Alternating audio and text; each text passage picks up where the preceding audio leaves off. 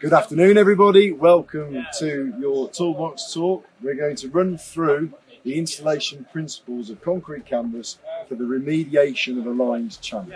So the purpose of today is to run through each step that we have for the key installation principles of the material to make sure that you have an effective and fully working solution at the end of the installation. You can see all the prep we've avoided voids, we've removed all any penetrations, any weeds, regrowth, sharp rocks, all that should be removed as well. On this scheme, we've already been through and taken out all the rocks and the rubble, but again, depending on where you were, anything bigger than the size of your fist, that needs to be removed, any roots, any boulders, anything like that.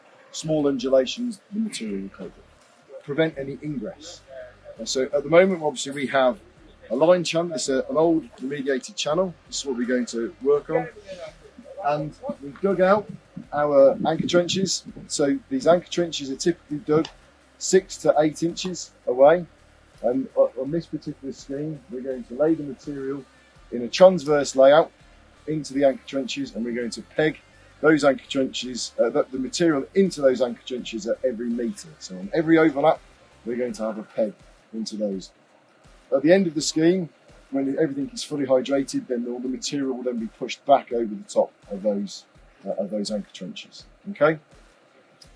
So, as Gavin said, you want to overlap the layers, each concrete canvas layer by a minimum 100 millimetres in the direction of water flow. So you can see here, water's flowing this way. So we start in the downstream section, overlap by 100 millimetres, and then work our way back upstream. But also important to know, you hydrate the underlaps prior to laying the concrete canvas over. And then that leads us back up the channel. Obviously, key thing then is hydration at the end.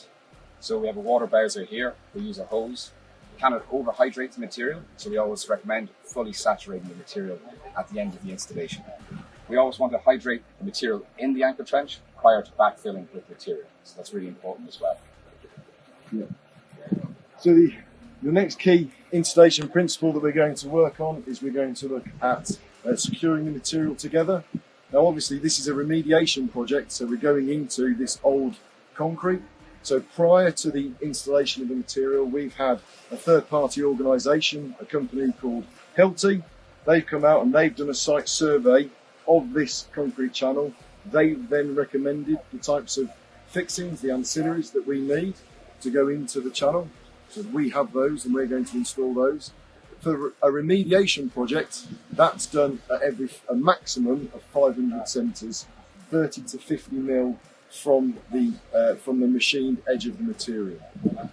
If it's a channel lining project going onto a soil substrate, that's when we would use our screws at 200 mil spacings, again 30 to 50 mil from the edge, or you can use your thermal bonding, which is where you pass the hot air gun to weld the material together.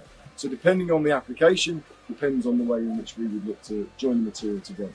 But for this one, let's say this is remediation, and we're going to use Huss bolts. They're M8 by 90s, and they're going to be a maximum of 500 mil. It's always really important that that maximum spacing is kept to, so it has to be a maximum of 500 mil. Doesn't matter if it comes in a bit further. This channel goes up to the top about another 200 metres that way.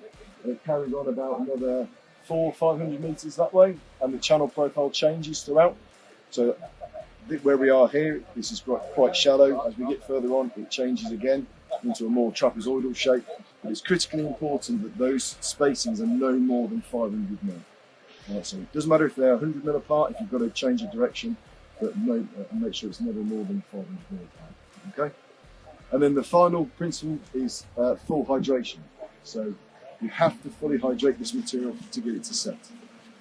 One of the things we always try and work on when we leave on site is to make sure that we've watched hydration fully, because there can be a tendency when you're on site, you've installed it, you've put 15, 20, 30 shingles in, everyone's flying, it's all going really well, and then you don't leave enough time for hydration at the end of the day. So if your shift finishes at 5, make sure you've left yourself enough time to give everything a full saturation. And so the simple rule of thumb on site is you douse everything with water, give it a good fully soaking, wait a few minutes, pop your hand on it. If you leave a handprint or it's wet like a dishcloth, then you've got enough. If you're unsure, go again. You must make sure that it's fully hydrated. It won't reach the full characteristics on the data sheet if it's not fully hydrated. If it's raining, it doesn't matter. You can't overhydrate this material. So if it's raining on site, that doesn't matter. If you've got a small amount of water in the bottom of the channel, it doesn't matter again. That's okay for the concrete canvas material.